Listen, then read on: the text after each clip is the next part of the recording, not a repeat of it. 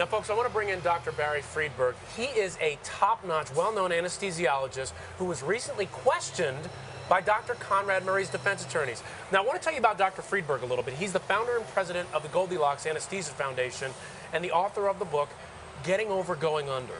Now, he's here with me in L.A., and Dr. Friedberg, so great to have you here. Now, tell me first about this call that the defense made to you. And by the way, we've got your whole apparatus here. You're going to show people how it's normally administered, the drug propofol. But tell me first about the conversation you had with the defense attorneys. Mr. Flanagan is one of the defense attorneys, and he asked me to come up to his office in Glendale in the attempt to get me to become a witness to testify in favor of Conrad Murray. And in his attempt to convince me what a great doctor he was, he explained that when Conrad Murray performs cardioversion, which is an electrical shock to the chest, he doesn't start an intravenous, he just puts the propofol straight into the vein. And yes, my eyes got big as well, because I said, well, Mr. Flanagan, you have impressed me, but not in the manner in which you intended. That is the most unequivocally reckless way of conducting a cardioversion. It just simply ignores the basics of anesthesia safety. And did they call you back? No, they realized I was not going to testify in favor of them. I can imagine, and we'll get more into Dr. Conrad Murray and what he did in just a second. But first, I want you to describe to me what we have here.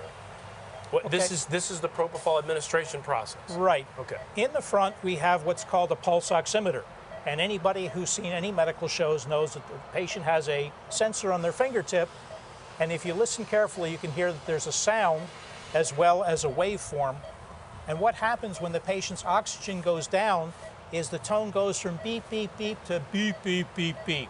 You don't need a medical degree to realize something bad is happening to that patient, and someone needs to watch and take care of the airway to prevent all the oxygen running out and the patient's heart stopping and their brain dying. So a patient getting propofol needs to be watched at all times? Absolutely. And you can either watch them if you're physically present or vicariously present. There are these devices that people use for baby monitors to listen to the baby breathing. If you have to leave the room, you use a baby monitor, and you could have listened to Michael Jackson breathing.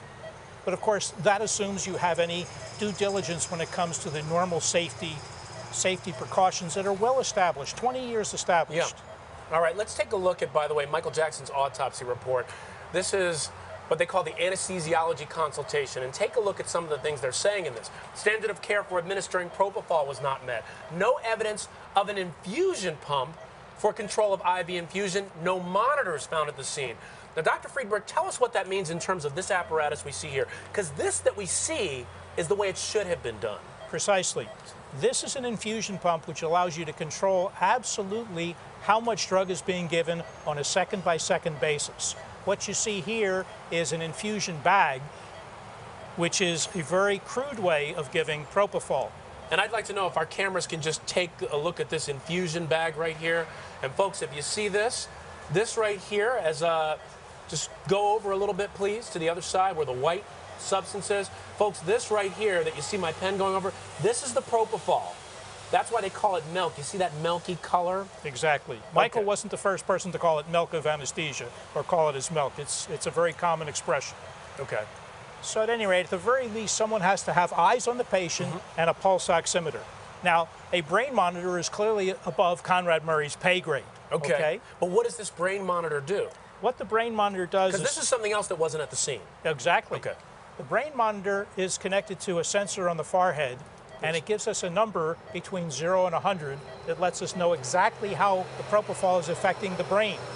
All of these vital signs here tell us how your brain stem is functioning, but what you want to know this for sure, but you also want to know how the upper part, the cortex of the brain, is being affected so that you can give what I call Goldilocks anesthesia. Not too much, not too little, always just the right amount, because you're measuring, you're not guessing. So we've got this apparatus right here. Right. It's right here on set with us.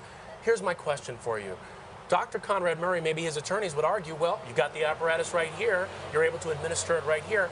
Why can't he do it in a home? Why does it have to be in a surgical setting? Well, he could have done it in a home, but he didn't take, it wasn't the propofol that killed Michael Jackson, it was the unsafe manner in which it was being given.